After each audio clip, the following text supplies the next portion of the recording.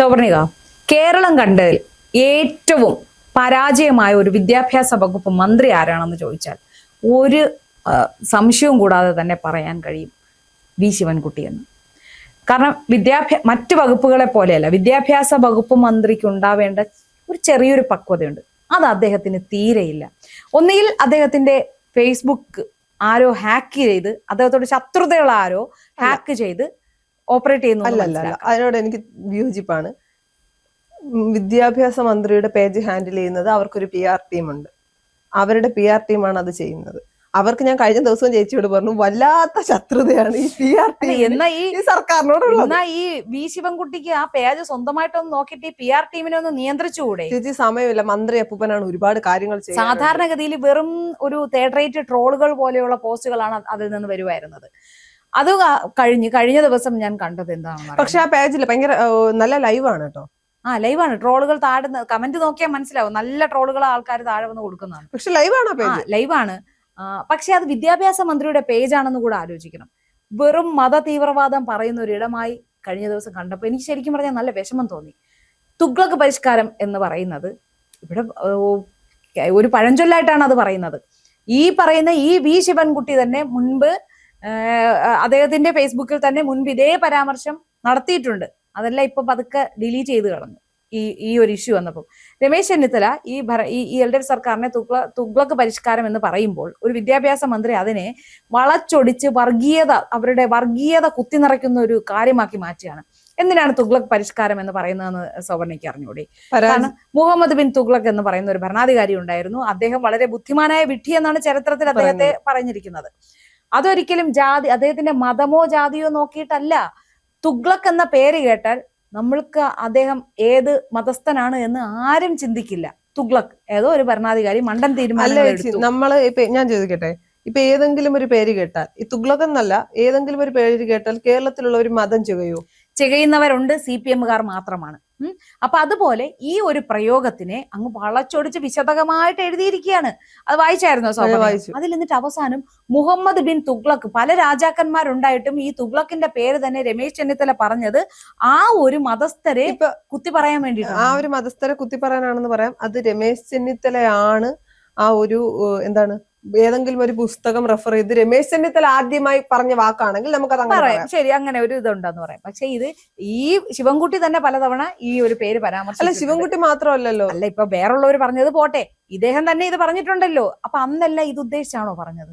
ഇദ്ദേഹം പറഞ്ഞപ്പോഴെല്ലാം ആ ഒരു മതത്തെ ഉദ്ദേശിച്ചുകൊണ്ടാണോ ഇദ്ദേഹം പറഞ്ഞത്? ഇത് എന്ത് സാമാന്യ ബോധമില്ല. ഈ PR ടീം എന്തിനാണ് അവിടെ ഇരിക്കുന്നത്? ശിവൻകുട്ടിയുടെ പേജ് കൈകാര്യം ചെയ്യുന്ന PR ടീം അദ്ദേഹത്തെ നശിപ്പിക്കാൻ വേണ്ടിയിട്ടാണ്. അദ്ദേഹം വലിയ മിടുക്കനൊന്നുമായിട്ട് നിയമസഭയിൽ കാണിച്ചു കൂട്ടിയ കോപ്രായങ്ങൾ ഇന്നും ജനം മറന്നിട്ടില്ല. അതൊരു വശം. അപ്പൊ അദ്ദേഹത്തിന് ചക്കിക്കൊത്ത ചങ്കരൻ എന്ന് പറയും പോലെ അദ്ദേഹത്തിന് പറ്റിയ PR ടീം തന്നെയാണ് അവിടെ ഉള്ളത്. പക്ഷെ ഈ ഒരു പോസ്റ്റ് വായിച്ചിട്ട് നിരവധി പേര് അതിൻ്റെ ഇടയിൽ ഇത്രയ്ക്ക് വേണ്ടായിരുന്നു. ഇത്രയും കാലം നിങ്ങളുടെ ഫേസ്ബുക്ക് പോസ്റ്റിൽ കണ്ടിട്ടുള്ളത് എല്ലാം വെറും ട്രോള് പോലെ, അതായത് നിലവാരം താണ രീതിയിൽ, അതായത് ഒരു വിദ്യാഭ്യാസ മന്ത്രിക്ക് യോജിക്കാത്ത തരത്തിലുള്ള പോസ്റ്റുകൾ കണ്ടിരുന്നു. പക്ഷെ ഇത് എല്ലാ മാന്യതയുടെ എല്ലാ സീമകളും ലംഘിക്കുന്ന ഒന്നായിപ്പോയി. ഏറ്റവും അധികം ജാതീയതയും മതവും എല്ലാം ഇവിടെ കുത്തി നിറയ്ക്കുന്ന പാർട്ടി ഏതാണ്? CPM ആണ്. ഇവര് 24 മണിക്കൂർ വരെ കോൺഗ്രസ് ജാതിമത പ്രീണനം നടത്തുന്നു, RSSും BJPയും വർഗീയ പാർട്ടിയാണ് എന്ന് എപ്പോഴും ആരോപിക്കുന്ന ഇവരാണ് കൃത്യമായ അജണ്ടയോടുകൂടി തന്നെ ജാതിയും മതവും ആൾക്കാരുടെ ഇടയിലേക്ക് കുത്തി നിറയ്ക്കുന്ന ആ വിഷം. ഒരാൾ കമന്റ് ചെയ്തിട്ടുണ്ട്, വി ശിവൻകുട്ടി എന്ന് പറയുന്ന എന്ന് പറഞ്ഞ വിഷം എന്നാണോ ഉദ്ദേശിക്കുന്നതെന്ന്. മനുഷ്യരെ കൊണ്ടത് ചോദിപ്പിക്കുന്നതല്ലേ ഇത് യഥാർത്ഥത്തില്. പിന്നെ മറ്റൊരു കാര്യം, കഴിഞ്ഞ ദിവസം ഒരു വാർത്ത കണ്ടായിരുന്നു. ഒരു ശാന്തി പണി ചെയ്യുന്ന, അതായത് വേറൊരു ജാതിയിലുള്ള ബ്രാഹ്മണനല്ലാത്ത ഒരാള് ജാതി പറഞ്ഞ് അധിക്ഷേപിക്കുന്നത് കാരണം ജോലി ഉപേക്ഷിക്കുന്നു. അതായത് പൂജ ചെയ്യുന്നയാള് അയാളെ അധിക്ഷേപിച്ചതൊന്നും ബ്രാഹ്മണരോ മറ്റോ ഉള്ളവരോ ആരുമല്ല, CPM-കാരാണ് കൂട്ടത്തോടെ ആക്രമിച്ചതെന്ന്. അപ്പൊ CPM-കാരുടെ ഉള്ളിലാണ് ഈ ജാതീയതയും വർഗീയ വിഷവും എല്ലാം കുത്തി നിറയ്ക്കപ്പെട്ടിട്ടുള്ളത്. എന്നിട്ട് ഇവർ എന്താണ് മേനി നടിക്കുകയാണ്, ഇവർ ജാതീയതയ്ക്കും വർഗീയതയ്ക്കും എതിരാണ് എന്ന രീതിയിൽ ഇത് നരേഷൻ ക്രിയേറ്റ് ചെയ്തിട്ട് ഈ സമൂഹത്തിലേക്ക് വർഗീയ വിഷം നിറച്ചു വെക്കുന്ന ഒരു ടീമായിട്ടാണ് ഈ CPM-കാർ ഇവിടെ ഉള്ളത്. ഒരു ഇലക്ഷൻ വന്നാൽ പോലും അറിയാൻ പറ്റും അവരുടെ ഇലക്ഷൻ പ്രചരണ തന്ത്രങ്ങൾ.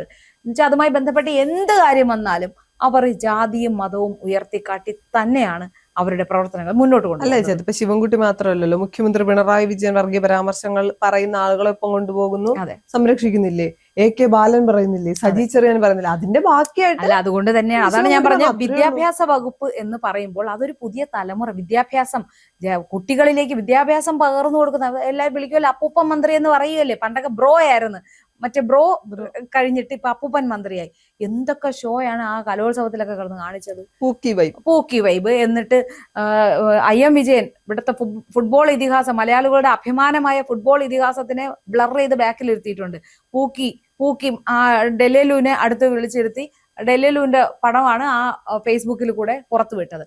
അപ്പൊ എന്താണ് പ്രതീക്ഷിച്ചത്? ഭയങ്കര അഭിമാനത്തോടെ പുറത്തു വിട്ടു. പക്ഷെ ആൾക്കാർ അതിന്റെ കൃത്യമായ കാര്യം ആൾക്കാർ നോട്ട് ചെയ്യും. അല്ല, ഈ പറയുന്ന PR ടീം ഇടുന്ന പോസ്റ്റുകൾ ശിവൻകുട്ടി അറിയാതെയാണോ ഇടുന്നൊരു ചോദ്യം ഉണ്ടല്ലോ. അവിടെ ഒരു കമന്റ് ഉണ്ട്, വല്ലപ്പോഴെങ്കിലും നിങ്ങൾക്ക് നിങ്ങളുടെ ഫേസ്ബുക്ക് ഒന്ന് നോക്കിക്കൂടെ ശിവൻകുട്ടി എന്ന് മെൻഷൻ ചെയ്ത് പറഞ്ഞിട്ടുണ്ട്.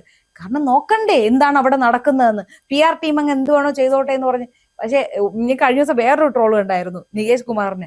ഇവന് നമ്മൾ മറ്റേ ഏതാ ദൃശ്യത്തിൽ പറയും, ഒരു 3ാം ക്ലാസ്സുകാരന്റെ ബുദ്ധി അല്ല ഇവനുള്ളത് എന്ന് നമ്മൾ കരുതിയത് പോലെ അല്ല, ഇവൻ പഴയ പകരം വീട്ടാൻ വേണ്ടി തന്നെയാണ് ചെയ്യുന്നത് പറഞ്ഞ അതേപോലത്തെ ട്രോളുകൾ കണ്ടായിരുന്നു. എന്തായാലും CPM ഈ ഒരു തെരഞ്ഞെടുപ്പോടുകൂടി CPM-ന്റെ കാര്യത്തിൽ ഒരു തീരുമാനമാകുമെന്ന കാര്യത്തിൽ യാതൊരു തർക്കവും. തീരുമാനമായില്ലെങ്കിൽ PR ടീം തീരുമാനമാക്കി കൊടുക്കും. ഇനി എന്താ 2 മാസത്തോളം സമയമുണ്ട്, വേണമെങ്കിൽ ഈ PR ടീമിനെ ഒന്ന് ഒഴിവാക്കാം. PR ടീമിന് എന്തിനേറെ പറയുന്നു, ഈ കുറച്ച് കോൺഗ്രസ്സുകാരെ പിടിച്ച് അവിടെ ഇരുത്തിയാൽ പോലും ഇതിനേക്കാളും മാന്യമായിട്ട് CPM-ന് അനുകൂലമായിട്ട് PR ടീം ചെയ്യുമായിരുന്നു, വർക്ക് ചെയ്യുമായിരുന്നു എന്നാണ് എനിക്ക് തോന്നുന്നത്. ഇത്രയും ദുരന്തം എന്തായാലും അവര് പോലും ചെയ്യില്ലായിരുന്നു. പക്ഷെ ഇവര് എന്താണ് അനുകൂലമാകുമെന്ന് കരുതി ഇറക്കുന്ന ഓരോ കാര്യവും, PR ടീം അനുകൂലമാകുമെന്ന് കരുതി ഇറക്കുന്ന പോസ്റ്റുകളാകട്ടെ എല്ലാം തിരിച്ചടിയാണ്. അതിനെ കർമ്മബലം എന്ന് പറയും. അവരുടെ പ്രവർത്തിയുടെ അയ്യപ്പൻ ചുമ്മയാണ് അവിടെ ഇരിക്കുന്നത്, അയ്യപ്പൻ കൊടുക്കുന്ന പണിയാണിത്, അയ്യപ്പന്റെ പേരല്ലേ കളിച്ചത്. അല്ല, ഇവര് എന്തിന്റെ കേടായിരുന്നു ആ ശബരിമല വിഷയത്തിൽ ഇവർ ആവശ്യമില്ലാത്ത ഇടപെടൽ നടത്തിയിട്ടല്ലേ അതുണ്ടായത്. അതുപോലെ തന്നെ അയ്യപ്പന്റെ സ്വർണം കട്ടെടുത്തത്, അതിനെല്ലാം ഇവർ കൂട്ടുനിൽക്കുകയാണ്. ഇപ്പൊ ഒരു സിനിമ ഇറങ്ങി വലതുവശത്തെ കള്ളൻ എന്ന് പറഞ്ഞ്. യഥാർത്ഥത്തിൽ കേരളത്തിലെ ജനങ്ങൾ തിരയുന്നത് വലതുവശത്തെ കള്ളനെ അല്ല, ഇടതുപക്ഷത്തെ കള്ളന്മാർ ആരൊക്കെ, അതിന്റെ തെളിവ് സഹിതം കിട്ടണം. അതിനു വേണ്ടിയിട്ടാണ് ഇവിടുത്തെ കേരളത്തിലെ ജനങ്ങൾ കാത്തിരിക്കുന്നത്.